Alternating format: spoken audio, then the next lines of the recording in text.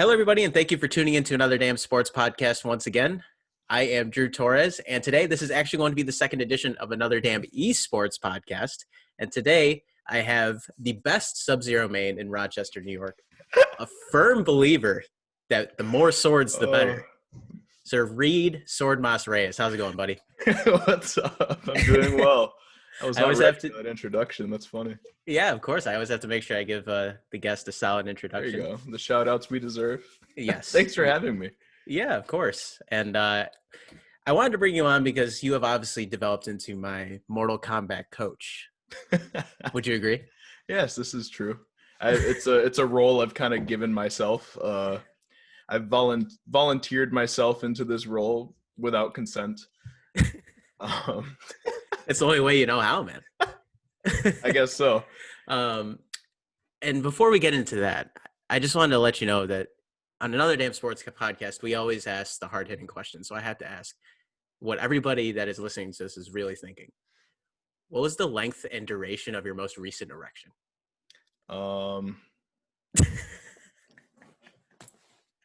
My most recent one, probably like 2 minutes.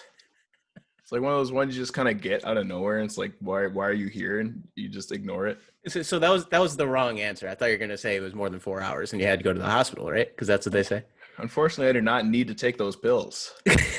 All right, so this podcast started in a good spot. I guess that's a fortunate thing. Fortunately, I don't need to take those pills. Yes, that's true.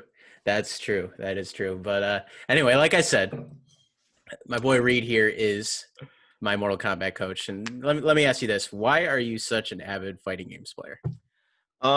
They've always been something that I've found very intriguing. Really the first game that really brought me into how much I enjoy fighting games was Mortal Kombat 9, which I'm sure is the same with a lot of people. It came out at like the perfect time for a lot of people in our generation, I feel like, to be able to have that start. But I really started with that. I didn't really get into any of the community or anything until Mortal Kombat 11. Or even maybe like the later side of Injustice 2, I started wanting to, but at that point I'm like, no, it's too late. So with MK11 coming out and seeing a lot of these local things around, I thought I'd give it a shot. But, and I have to ask, for all the people out there that think that just playing competitive fighting games is a big nerdy thing, which I'm sure a lot of my friends think whenever I tell them I'm an avid Mortal Kombat player. What do you have to say to them? What is so great about playing competitive fighting games? I know what it is, but some of our listeners might not. I think it's I think like the best thing about it is that at the end of the day, it's just you. It's you versus the person that you're playing against. And there's obviously a big difference between if you're playing in tournament, you're playing online, or you're playing with your friend. It's not like, some other games, I know you're a big League of Legends player. It's not like that where like it's you and 4 other people, or like, I don't know how big the teams are in like Call of Duty or, Counter-Strike. It's you and 4 other people. So a lot of that, it all comes down to yourself. And at the end of the day, for the most part, without a little bit of Sub-Zero shenanigans, if you're the better player, you're going to win. And it's just, especially now that I've had the chance to get, actually introduce myself to this community and, go to some local events.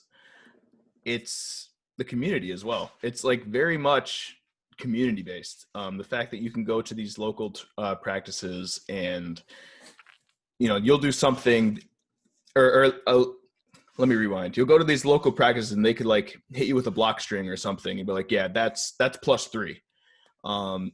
Like I didn't know that before. And the fact that they're willing to tell me this while they're kicking my ass is really nice, actually.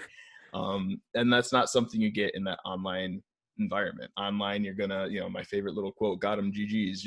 I'm gonna hit you with some bullshit that's completely bullshit or a complete gimmick, and it's online. I'm not going to waste my time typing out to you, hey, that's plus frames, that's a frame trap. I'm not going to do that.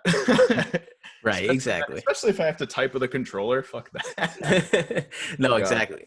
What's that? I realized I probably should have asked, what is your profanity? Dude, I literally just asked you about your erection. I think we've established that this That's is an like R-rated that's podcast. like a PG-13. You know, I Yeah, that's guess fair. there's one F-bomb allowed per PG-13, so maybe You can drop as many as you want, my friend. Just like I drop combos, you can drop F-bombs, right? I dropped those too. But no, I 100% agree with what you said. And I've definitely said this point before that the fighting game community has definitely kind of opened my eyes to just how cool the video game community can be in terms of bringing people together. And obviously, sure. you and I met through a Yeah. local Buffalo fighting game community tournament. Yep. Where you whooped my ass with your patented Sub-Zero, and I was still a Scorpion main back then, and I didn't There you go. I didn't really know how to play the game, but I still don't really know how to play the game, but I'm trying my best. You've improved a lot. Like I said, I kind of put myself in that coach role because at the end of the day, that almost goes right back to what I was saying. You know, just like playing against you, we had a conversation after. I started telling you, hey, these are some things you could have done. In this situation, you could have done this, and I would have fallen for it. You know, stuff like that. You don't get that with a lot of things, especially again. I'm just going back to like team sports. League of Legends. I used to play a lot of Dota. You instead of constructive criticism, it is people pushing you down, spitting on you while you're on the floor just so they can feel a little better about themselves. And you might see that a little bit with fighting games. I mean, obviously any video game is going to be toxic people, but it's 1 versus 1. Game's over. I could just ignore you and go on to the next match. Where game of Dota can be an hour and a half if it lasts. If it goes that way, and you've just got to deal with those people. Yeah, exactly. And it feels like it's kind of surprising that games like that have kind of skyrocketed in terms of their pro scene. Yeah. Have you ever been to like a professional esports event other than maybe like a tournament for fighting games? But have you ever been to like a team-based esports event? Unfortunately, no. I remember for a long time I wanted to go to the big Dota tournament, the International.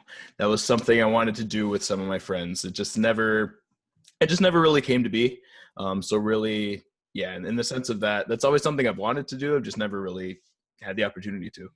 Yeah, I mean, that's fair. It's always tough too because they only do that in select cities, throughout the country. It's not like it's happening everywhere. But I was actually lucky enough a few years ago.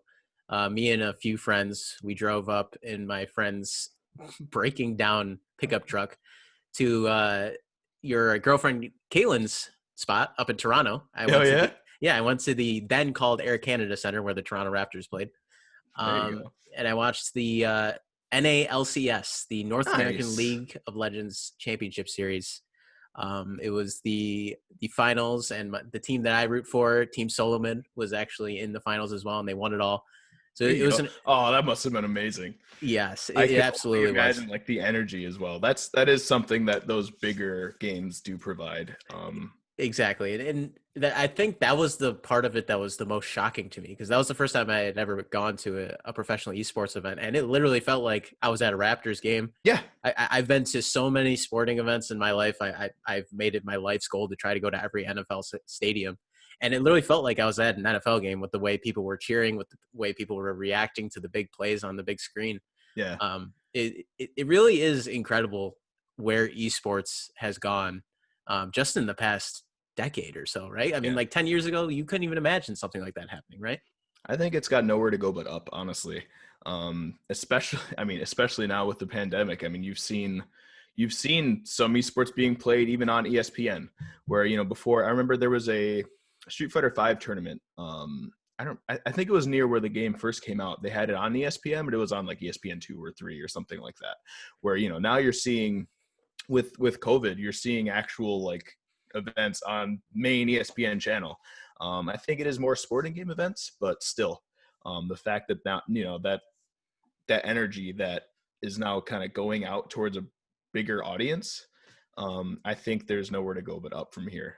You'll see, I hate bringing up Dota all the time. I know how much I annoy you with it, no. But you've seen like their international tournament, the prize pool, it's just fucking ridiculous. And a lot of it's just a lot of it is crowdfunding, a lot of it's incentives, things like that. I'm a little out of touch. I don't know if they're doing it any differently than back when I used to play, but just people the prize pool just stands for itself. Like they were always breaking their own records, and I feel like those records are still going to be broken, and not just from Dota. I can very much see big fighting game events being up there.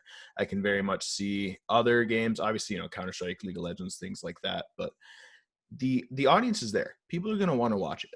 And I think if you're able to find, I guess, the right sponsors or right venues, things like that, like I said, the audience is there. People are going to want to watch. And obviously, any sort of incentive you can give, whether that be to the players with things like a prize pool, or to the viewers, things like Twitch drops. You have stuff like that where now I've got incentive to watch. And maybe, like, what was it? There was like a Twitch Rivals thing they were doing I think it was a couple weeks ago. I was watching Fortnite. I don't think I have ever watched Fortnite in my life. And, I had some incentive to it. And it was, you actually see, it gives you the opportunity to give something a look that you might not previously. Mm-hmm. Even after seeing that, I don't see myself playing Fortnite, but you know what? I gave it a look.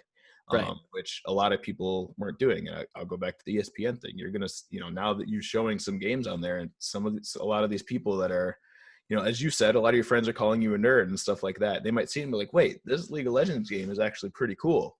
Or, oh, wow, these guys are actually really good at NBA 2K. I didn't know that there was a tournament for it. I like to play it myself. Maybe I can join something like this.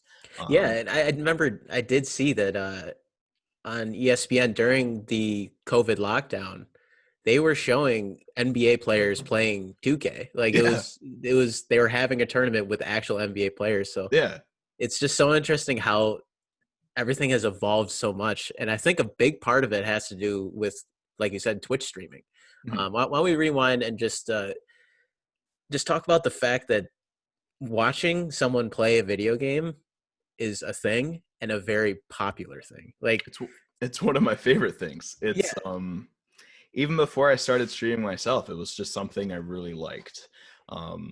It's very personal. Outside of outside of esports events, things like that, where those are more shows. Just like an individual, if I go in to watch your Twitch stream at twitch.tv/UncleDrew15, if I go in, I'm watching you, I'm hanging out with someone I consider a very close friend. And a lot of these, you're able to form these relationships with these people too. Maybe I'm curious, maybe I want to find out about Rocket League. I'm going to jump on there. I'll find someone that I can see. Maybe I want to watch like a pro player who's really good at the game, or maybe I can find someone that's a bit more of a smaller streamer, someone that's not as good, but they're learning, and I get to watch them learn and watch that process. It's very cool. Back when I first made my Twitch account, one of these, I think it was the very second or third Twitch stream I followed, was some guy named Learning Dota 2. And I was very literal. Yeah, very literal. And I don't think they've streamed for like 3 years, but it would be really cool to be in there and like learn Dota 2 with that. It's just very cool. It's very personal, which I like. And what's interesting too that I just found out about you recently is that, talk about personal, you used to stream The Sims back in the day. Oh yeah. Right? Oh yeah, that was actually a very big source of growth for my stream. It was very fun. Unfortunately, I've had a little bit of falling out with the game itself. Maybe they'll come up with a new update or DLC that might bring me back. So that is still a game that's very close to my heart. But yeah, that was for a while, that was one of the main games that I used to stream. It was just again, very personal. You're in there, if anyone watching doesn't know about The Sims, it's essentially like a simulation of, I don't even know how to describe it. It's a tough game to describe. Yeah. You're like you customize this family and you basically simulate their life. And it's like a fast forwarded day by day. You get to build their house, you get to build them, and you get to help with their relationships. It's like, oh, I'm going to, I see this person, my character wants to bang them. I'm going to make him flirt with them for as much as I can, and or oh crap, they're annoyed with me, they just slapped me in the face, I got to get out of here. It's just it leads to a lot of interesting and funny moments, and it's very chill as well. There's you don't have to, it's not like any of these other games you've got to do a lot of things with control. If you wanted to, you can play the game with just your mouse, you can just sit back and watch and relax, and it's like this interactive movie where you're just watching this family.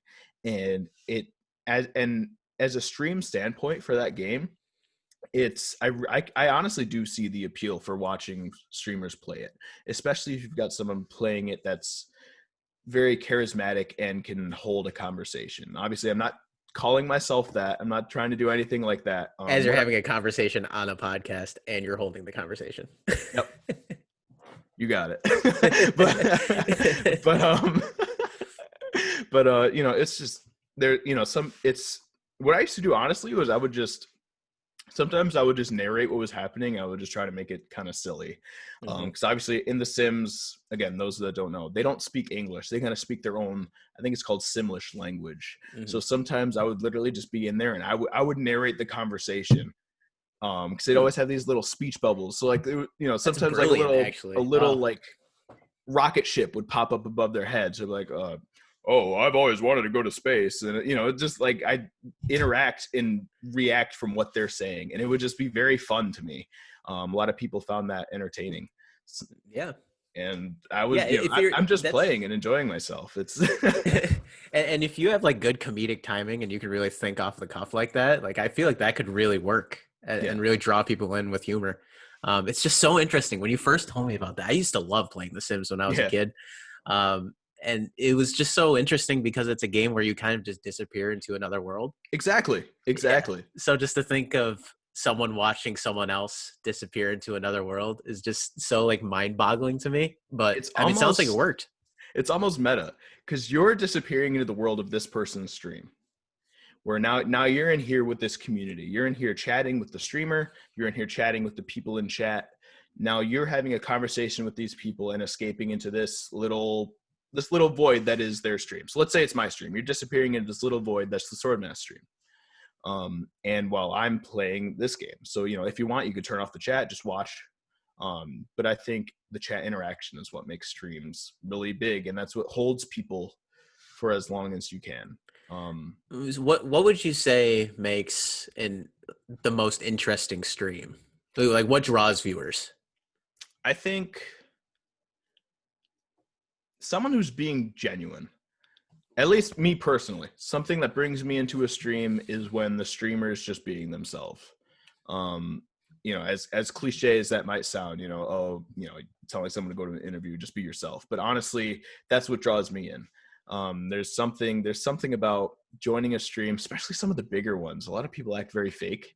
Like I'll join in there and I'll watch, and they're all just, they're either their personas very obviously an act, or they're making some, I don't know, they're just like their mannerisms are very fake, or that'll be another thing. I'll go to that after. But stuff like when someone's being very not themselves, and I can tell, there's nothing that makes me leave the stream faster. And then the next big thing is chat interaction, especially if you're a smaller stream. Obviously some of the huge streams, the chat's moving so fast, unfortunately you can't keep up, right? But if you're one of the smaller streams, if you're not talking with the people watching, I'm leaving. The community is the most important part to me. And if I'm going to be, if there's 7,000 people playing The Sims and I jump in your stream and you're not talking to me, you know what? I've still got another 6,000 I can go look for. Right. Because like you said before, people watch streams because they want to, it's a very personal thing. So they want to get to know the streamer. They want to interact with the streamer. They don't want to just sit. It's not just sitting there and watching someone play video games. Right. You're hanging out with the streamer. And I think that's the part, that's the fun part. Yeah, I agree. And obviously it can be, let's say, you're watching someone that's just ridiculous, absolutely crazy good at their game. Then obviously, sure. Yeah. But, usually things like that, it's a different kind of feel. That feels, God, I'm trying to think of the best way it feels like, I guess, more professional. I don't know. But, but even then, I find myself in some of those streams. I can't stay for a long time. Yeah. The No, thing I that totally get keeps it. me in is that conversation. Yeah. Just- What's nuts is I'm looking at just like the most profitable streamers of 2020, the richest. I mean, obviously number one is Ninja. That's the one that everybody knows. The man makes $5.4 million a year. yeah. How the hell, like, I mean, obviously he just like, he hopped on the train early Yeah. and was able to build a massive following because of it. And that's just like with anything else in life, with stocks, with the newest invention. As long as you're early and you're one of the first ones and you can build upon that, you're going to make a lot of money. And he definitely did. Yeah. I think, I mean, you know more about stuff like that than I do. I think it's, you know, and at the end of the day, it's a lot of luck. And I'll say that too, to anyone out here that wants to start streaming. Just like a quick, I guess, aside is have fun, be yourself, obviously. But don't stress yourself out over numbers. Don't stress yourself out about anything like that. Like, you know, I'll say my streams took a hit when I stopped playing Sims. A lot of the people that used to come in all the time don't come in as much, but I wasn't having as much fun with the game. And the people that really enjoy your content, that really enjoy the conversations, they'll come, they'll stay. You'll find, you know, I'm sure you've noticed, Drew, a lot of the times people in my stream, it doesn't matter what I'm playing, you'll see the same, you know, 5 or 6 people every time. And that's what matters. Not, you know, obviously not that anyone else watching doesn't matter, but it's like, you know, just knowing that I've been able to affect and personally communicate with these people enough that they're willing to come back every time it's very important. And I think that when you start streaming, again, just be yourself and don't stress yourself out. Don't worry about things like numbers. If you can turn it off, turn it off. Just have people in the chat and converse with them. Just enjoy what you do. That's right. I know I'm being a little preachy, and I've definitely said the same thing like 8 times in a row. No, you're good, dude. No, it's honestly a great message. It's something that you've told me before, and I've tried to adopt with my stream as I've just started not too long ago. And I also think the biggest thing too with building your following is going into other streams, getting close with other people so that they come to yours. Because that's how I've realized that you're able to build your following when you first start. Because nobody's just going to see like, oh, Uncle Drew's streaming Mortal Kombat 11, so are 50 other random people. Right. So you got to figure out a way to connect with these people more so than just starting up a stream and hoping people come to you. I think obviously starting up a stream, hoping people come to you is it's good. You know, I'll be honest, when I streamed Sims, I didn't watch a lot of other people play Sims. It was, you know, but you've got when it's a more niche community, like Mortal Kombat, like Street Fighter, like, you know, other fighting games. Yes, of course, jump in there, talk with other people, with anything, honestly. 'Cause you're right. If there's 30 other people playing this, okay. Oh, I see Sonic Fox is playing. They're ridiculous at the game. Or, you know, I'm scrolling down, oh, this Uncle Drew guy, whatever, Sonic Fox. Or, you know, we've talked to each other. Maybe you've hosted my stream a couple times randomly. It's like, oh, hey, Uncle Drew's streaming. He's hosted me. Let me go in here and say what's up. I think that is important. But I also want to say is just don't take that overboard. I've had a friend that's taken it overboard, and it's gotten a little bit obnoxious. What do you mean? Like what are they doing? I'm trying to not be too specific. Right, of course. But just in case they see it. Well, watch, he's talking about me. Oh yeah. Yep. This Uncle Drew guy, like he even does his own podcast and everything. No, yeah, no, what an asshole. It's not you, actually. I think you're doing it very well. I should say very genuine, because I'm sure the way that, like, if you care about the numbers, there's a way to do it, but that's not the same to me. Yeah. But yeah, like like joining a bunch of different like stream communities and like being a member of like 8 different huge discords at once so they could all follow the stream. But then at the end of the day, you know, you could have 2,000 followers from all of these, you know, these communities joining you and following you. But if you're only getting like 3 viewers at a time and they're not the same people coming in, like I said, it's just, it doesn't feel genuine to me. Right. And I guess that's another thing that, going back to what draws me into a stream, is I want it to feel genuine. I Mhm. want it to feel like at the end of the day, if the camera's not on, if the stream is off, if Twitch wasn't even a thing, that person would still be right there playing the game, enjoying themselves. And sometimes you don't get that. Sometimes it really does feel like some people do it as, I don't want to say a job, but as like a chore. And Right. And there are people who do it full time. I mean, like right. even Dan. Yeah. Just recently, I met Dan, and he even says he's a full time streamer. I find that so fascinating that people are actually able to do that. Yeah. I But think if you're able to do it, obviously it's something so fun. I'll be honest, there was a long period of time where I'd love to do it full time. I still would love to do it full time, but you have to be up there, I feel like, to be able to pull it off, or at least you have to have some sort of thing outside of streaming that's able to hold you up and be able to help you support that. right, yeah, because starting off, you're not going to make like a shit ton of money. You know, it's Exactly. going to take you a long time to build that following. And, in my opinion, it shouldn't be about the money anyway, Right. just because it's such a long shot in the first place. That's like, it's in a way, it's almost like someone saying, I'm going to win the lottery tomorrow and I'll be good, because you don't know what's going to happen. You can have, I'll use myself as an example. I could be, you could have a day where nothing's going on. It's just a normal stream. And then suddenly the sim streamer Deligracy comes in with a 294 person raid out of nowhere. And it's luck. It's random. And, and some of those people did come back to some of my sim streams. It's not something you can really rely on. You know what I mean? Like I can't like boot up the stream and I'm like, all right, let's stream some Mortal Kombat. And at some point, Sonic Fox is going to raid me. And we'll get 2,000 followers and people are going to donate $500. It's not consistent. In a way, though, you might be able to control that if you end up befriending these people, Yeah, because that's then, true. Yeah, it's more likely that they're going to end up rating you. I mean, I was just reading in the top 10, Dr. Lupo is the number 4 most rich Twitch streamer with 1.9 million in earnings. And it says that he only got to that point because he played Fortnite with Ninja for one night. No way. Okay. I believe it. And it led to him averaging 10,000 viewers per week. Like, yeah, it definitely, as with anything, it's definitely who you know. It's Yeah. definitely, who you make friends with, who you interact with. But so are you saying I made the wrong friend? Yep. You could have met Ninja, but you met me instead. That was the quickest yup I've ever heard in my life. Jesus. Hey, I mean, I do what I can to support you as always, but yeah, if it's numbers and if it's numbers and money you want, then you chose the wrong guy.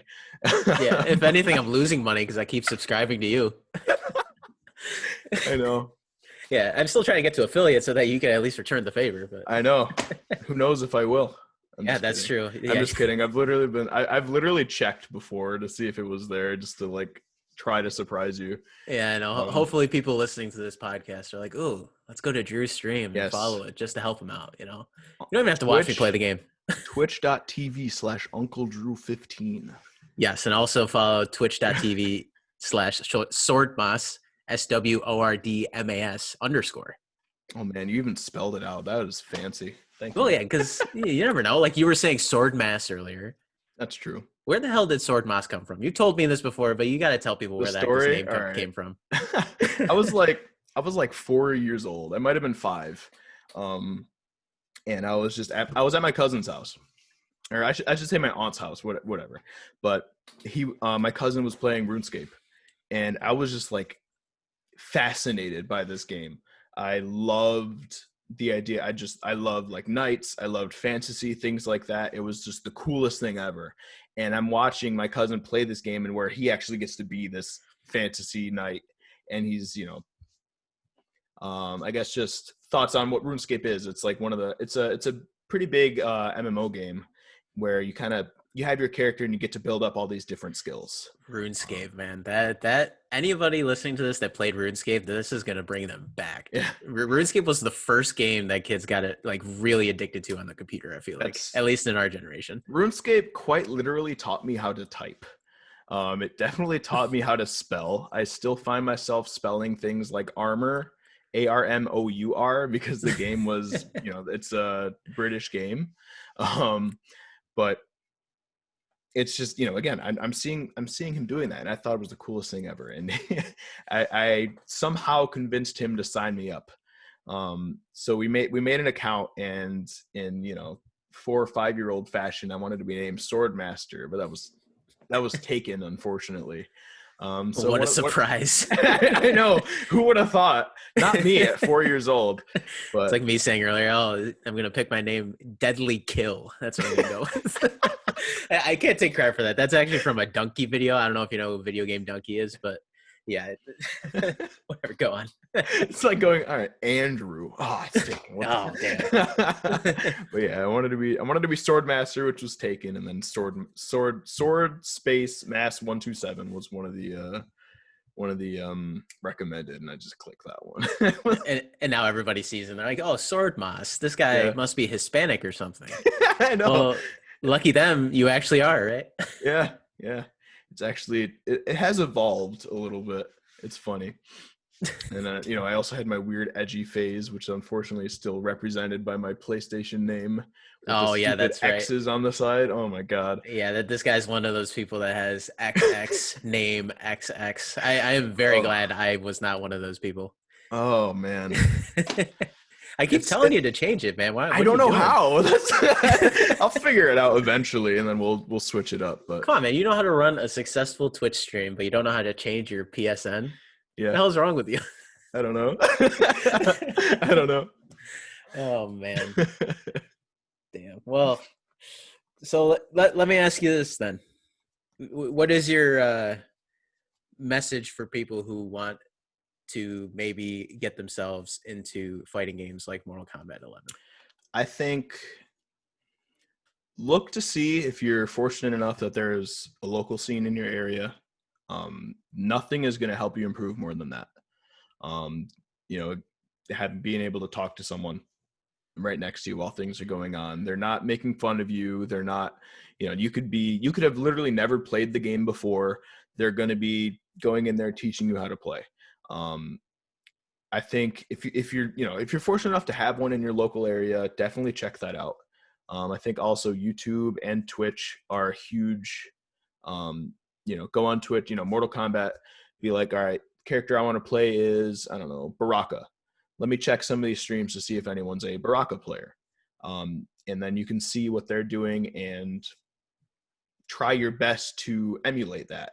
And this is with any fighting game too. It's not even just Mortal Kombat. For sure. Street really Fighter, any video game. Yeah. Yeah, honestly. Counter-Strike, I want to get better at using the AK. Let me find some people that are using the AK and figure out what they're doing. I mean, it's a hopeless venture. I've tried that so many times and I suck at Counter-Strike. That one takes muscle memory, unfortunately. That's something you can't really watch. But so I guess that was a bad example. StarCraft. I want to play the Zerg. Let me find someone who's a Zerg player. Let me see what their builds are. Let me try to figure out the kind of timings that they're shooting for. Street Fighter. I want to play Vega. Let me find someone who plays Vega. It's all you're able to learn by watching and mimicking other people, and there's nothing wrong with that. There's nothing wrong with mimicking someone else's game plan. Especially, I mean, if it works, it works. Just don't mimic mine, because it's never going to work on anybody that's actually decent. It works. It'll work. Trust me. Might work on you. Yeah, that's true. Just always press when you're not supposed to press. There you go. That is what I do. That is my strategy. Well, I just jump all the time, so I don't know if I'm the best example, but oh man, yeah, it's huge, especially like YouTube with fighting games in particular. You can go on YouTube, you can look up, again, Baraka combos, Ryu combos, or there's some people that come up with like extensive guides. There's things like using Mortal Kombat as another example, again, just like the combatacademy.com, where you can look at the frame data right from online. There's a lot of neat resources that you'll be able to find, and I think those are important. Yeah, and it's incredible how much of a science this shit is. Like, I never would have known this if I didn't show up at the BFGC one day. Exactly. It's something that, like, fighting games, everybody just sees a fighting game like, oh, cool, I'm just going to mash buttons and hopefully win, But once people start figuring it out, it's like, holy crap, like, there's so much that goes into this. Yeah. it's another reason, again, like exactly like you said, oh, I didn't know anything about this until I went to a local. It's, it's those things, someone hits something with you, oh, that's -3. What's -3 mean? And they'll actually tell you. Right. Luckily too, a lot of the newer fighting games have actual good tutorials. Mortal Kombat 11's tutorial even tells you what frame data is. Grand Blue Versus has a pretty good tutorial, and even has tutorials for every single character, different combos you can learn. Where before, a lot of back in the arcade days, unfortunately, that's just that those resources aren't there, and utilize them. There's nothing like, who cares? Some people feel oh, I'm better than this, I'm not going to play the tutorial. I've played the Mortal Kombat 11 tutorial like 2 or 3 times. There's nothing wrong with that. You can learn something from it. And your dedication to learning this game is on a different level. I was a little I jumped a little bit too deep when I first started playing. I'll be completely honest. Yeah, Reid looks a little scarred right now. He's got some PTSD on his face after the first time he dove into Mortal Kombat 11. Because he dove so deep in, and then he would go to a tournament and he wouldn't perform to his standards. Yep. They were probably set too high. I'm sure he did just fine, but no, it's I did feel myself diving in too deep though, because unfortunately I found myself sacrificing some things I didn't really want to sacrifice. Yeah. I'll be honest, maybe it's a little personal. My relationship with my girlfriend took a little bit of a hit because of Mortal Kombat. And after there was a little while, I kind of stopped playing. I'm coming back from a pretty decent break from the game, and seeing it now with fresh eyes in a way, I realized like the things I did that were kind of fucked up. And well, I mean, that's what it's like with anything in life, though. Yeah. Like I was just telling you this the other day. If you find something that you love that's really addicting, that is just taking over your thoughts, and you just want to do it all the time, that can really take over the other things that you love, which was your girlfriend and is your girlfriend. And in some ways, you have to take a step back and realize, are the rewards worth all of this sacrifice? And exactly. At that time, like you were saying, they weren't. It was absolutely not. And I didn't realize that. I think, in all complete honesty, she could have very easily broken up with me because of the game, and she would have been justified. I'm very fortunate that she didn't. And shout outs to her as always. Caitlin's awesome. Yeah. At Sky Leviathan. Yes, please. She's also working on her own Twitch affiliate. Please, I will shout her out till the end of days. SkyLeviathan? No I. Oh, THAN. All right, it's fine. Don't worry about it. We'll put it in the comments. We'll have all their spelling. We all have weird spelling usernames. Yeah, no, mine's Uncle with a K. Like, yeah, why can't we just be like Joe, Bob, and I don't know. Something simple. Something simple, yeah. No, exactly. But of course, Swordmaster was taken. That would have been an easy one. That's true. Well, if you stuck with that name, people would have given you so much shit. So it worked out. In the 22 end. Years old. Like, hey, what's up? I'm Swordmaster. Oh, are you good with swords, buddy? Oh, it would have ended up with a lot of, unfortunately, homophobic jokes. Yeah, actually, that would have been really bad. Yeah. So it all worked out in the end. But well, it's good that you're owning up to the fact that MK11 was a drug. Yes. And you've kicked it a little bit, and now you're just kind of easing yourself back into it. It's just like my sports gambling career. It's the same thing. There you go. I went through the same thing. And you know what? I play Sub-Zero, so it actually is a gamble sometimes. Yeah, the 50-50 gambles. That's all you do, man. But all right, I make fun of it all the time, but it's not. Sub-Zero is a solid character. He's a cool character, literally. And everybody I know who knows of Mortal Kombat just like loosely thinks that Sub-Zero is like a cool character. Yeah. So I can understand why you kind of gravitated towards him even from a young age. I mean, I know, like you said, that your favorite color was blue. So yeah, that's a whole other story in itself. Yeah. Reid likes to stick with his childhood thoughts and just kind of expand on them as life goes on. I guess I'm very much a loyalist in that sense. When I was little, my name was Swordmaster, so I've stuck with it since then. At some burger shop arcade, I played Sub-Zero, and that's the first character I picked when I got Mortal Kombat 9 in 2011.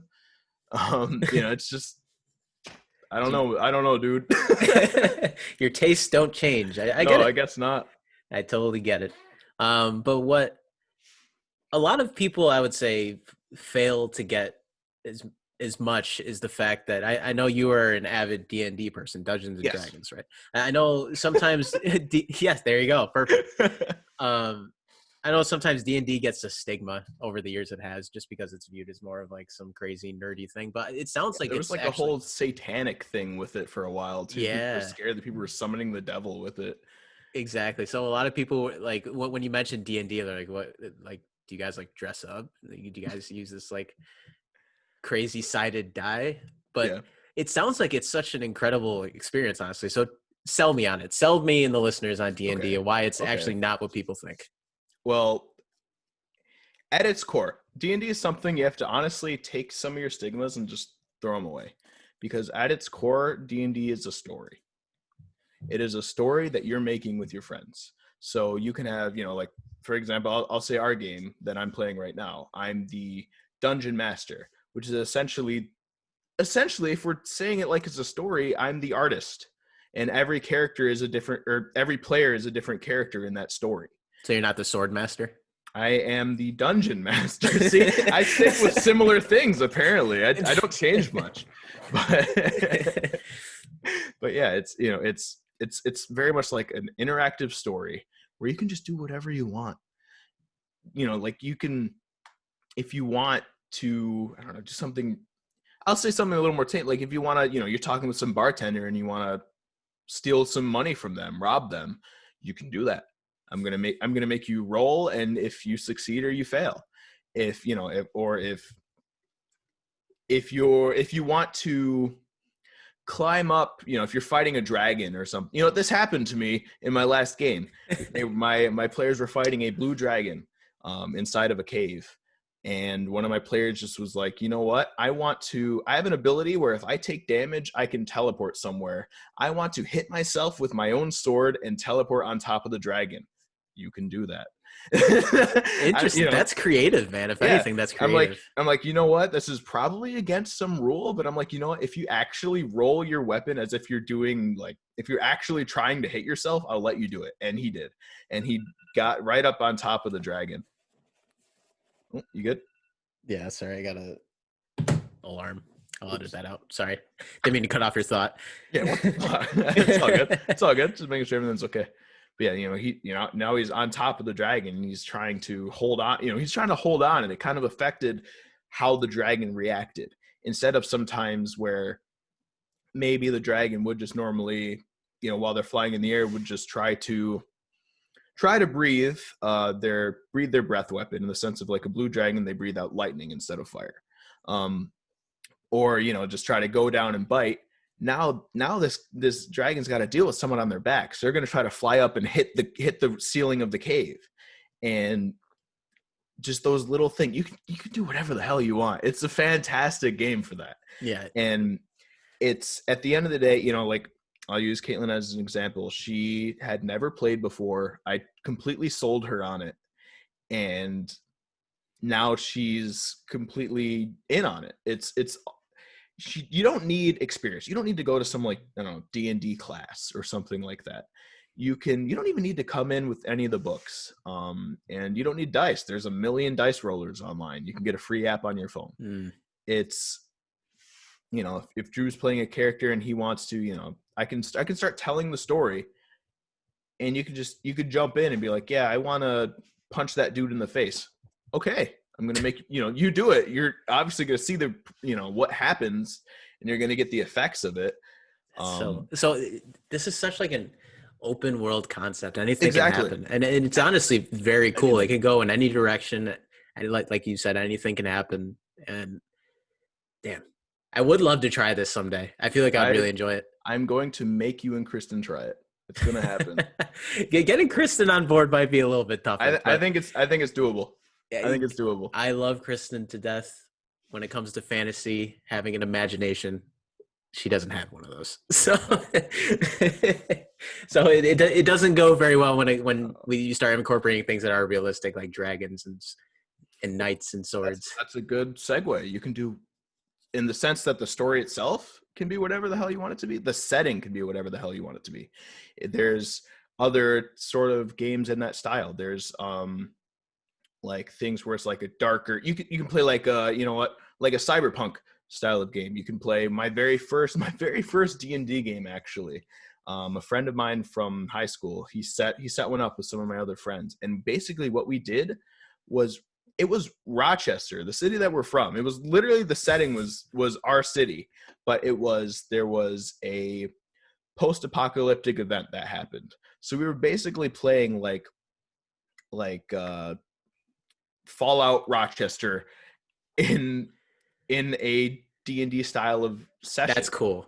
Honestly, if we did end up convincing Kristen to play D&D, I think that's what we would have to do, is to have to do something that's a little bit more realistic.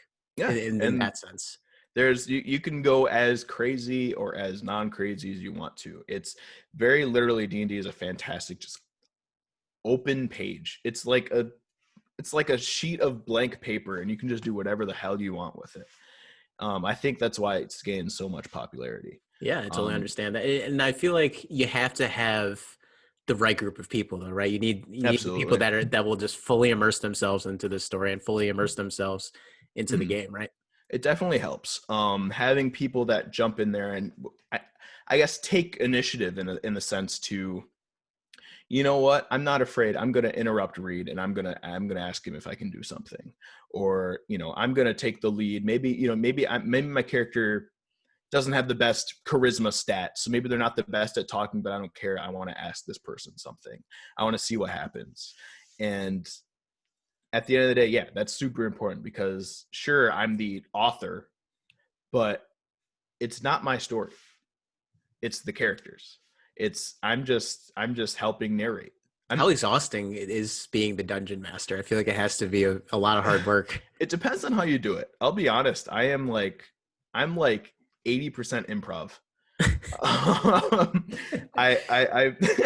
That's cool though. Honestly, that's a cool way to approach it. Yeah, because a lot of the time I've kind of evolved into that, because a lot of the times when I would plan something out, people just do something that just throws it completely away. I guess I'll use another example from one of our games. We had Caitlin's character Carp, her girlfriend Criella, was taken to hell. She was kind of put into a coma, and her spirit was dragged to hell.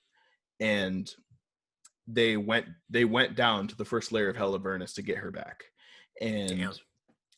I had this whole shit. Yeah, it's intense. There's, like I said, there's a lot of shit you can do. But so basically I had it, her girlfriend Criella was a pirate. So I had her, she was in this pirate ship that was just flying through the air like an airplane. And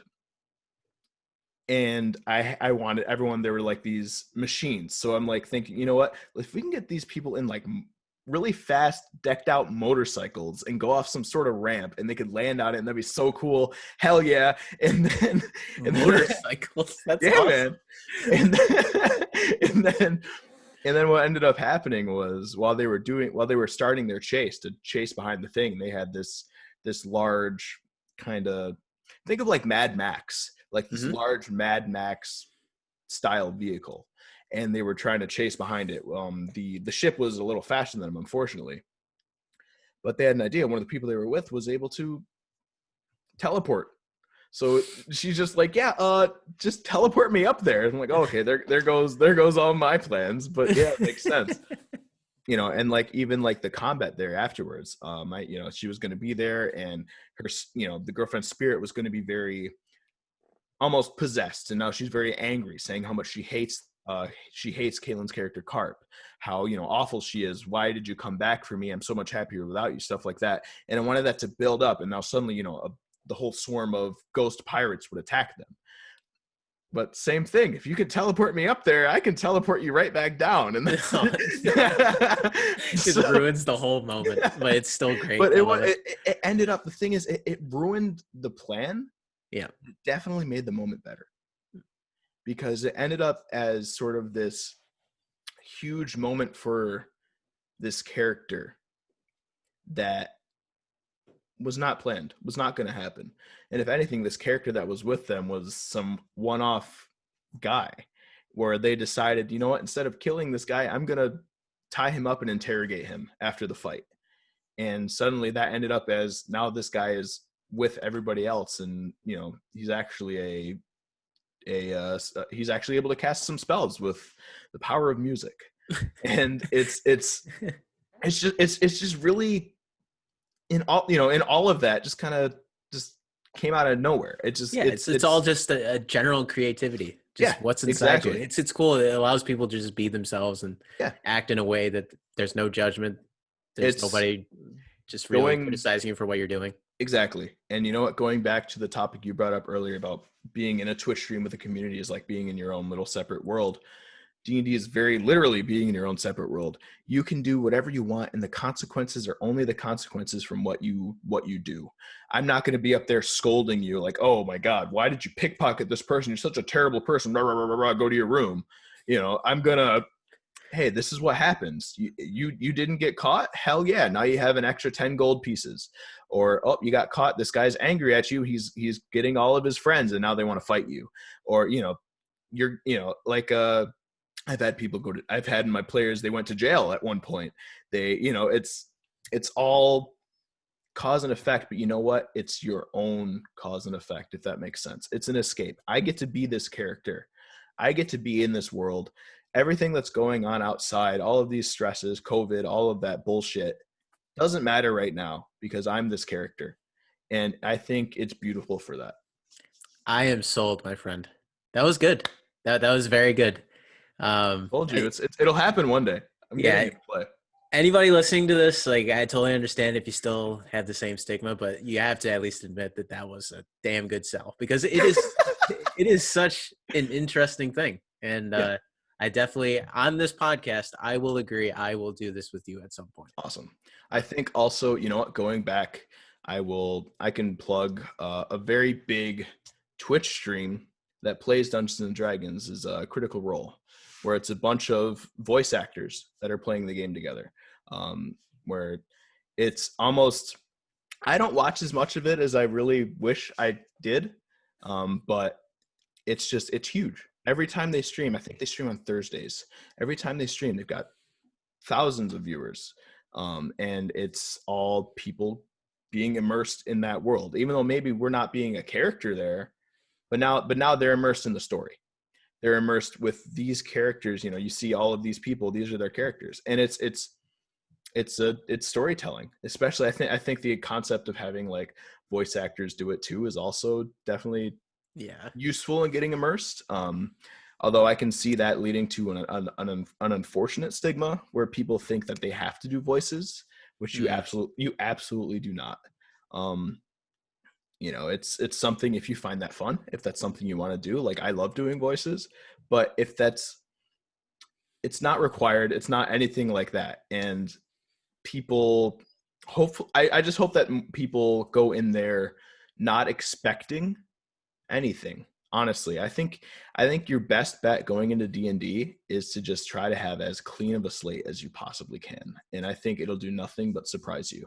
Well, because that's where the story comes from. It comes from a blank canvas. So absolutely, your mind should be that as well. But I actually want to ask, so do you normally do this just over like not Zoom specifically, but just like over like a webcam with a bunch of other friends, or is it usually in person? Sometimes in person. This group that I'm playing with is not in person. Obviously, Caitlin and I don't live very close to each other. And some of the other people we're playing with don't even live nearby. Actually, no two people that are in this group actually live nearby each other. A lot of these people are friends that I've made through my Twitch stream. And we're all just, we're all this close and we're able to do this together. And it's been wonderful. That's pretty cool that you can fully immerse yourself even through this medium as opposed to being in person. Yeah. I'll be honest. I do like in person a little more just for the sense of, I think it's a little bit easier. Doing what we're doing. We're using roll20.com, and that website, I struggle with it. Just trying to do things like setting up maps and stuff like that. I'm not the best with. I'd honestly rather just have a piece of paper and I just draw something real quick. All right, this is where you guys are, this leads to more imagination. I guess it's quicker. But it's absolutely wonderful for what it is. And the fact that we're we're able to do this. We don't even put webcams on, honestly. We just play. and it's, you'll also find anyone that is trying to become new to D&D, you will find that scheduling is the hardest boss of all. Yeah. I mean, that's with any group activity, though. Like I'm playing in a intramural soccer league. Well, I was. I feel like it's going to end up getting closed down again, and it's the same thing. You got to make sure everybody's schedules line up, and I'm sure D&D, same exact thing. You got to make sure people are aware and they're going to have the mental space to be able to be fully engaged, right? For sure. I think for the sense of the mental space, like you're saying, I can see in person being powerful for that. Mm-hmm. But you're not distracted by a phone or like another screen, Right. You can, you can have like a table in your basement where you've got some of these things set up, and now you're in here, and now you're in the D&D room, and it kind of helps you get in mood and focused. But it doesn't affect the story. It doesn't affect the game, the character. It doesn't affect the game. Maybe it might affect your attention, but it really is all about, it's all about the characters. And that's something that I love about it.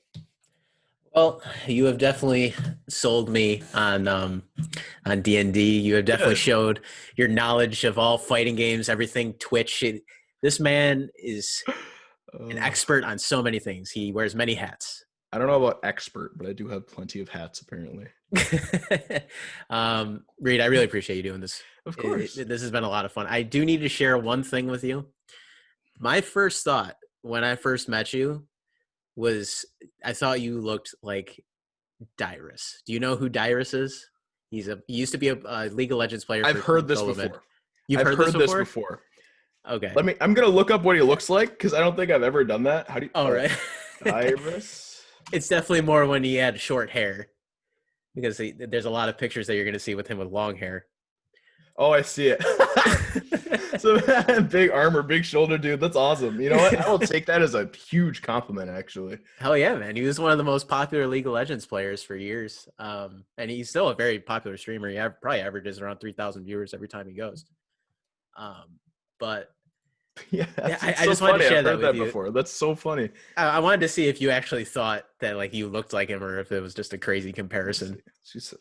I'm just trying to look up better pictures. I typed in Dyrus, and I definitely got a League of Legends character and not a... Oh, you might have gotten Darius. That's a League of Legends character, yeah.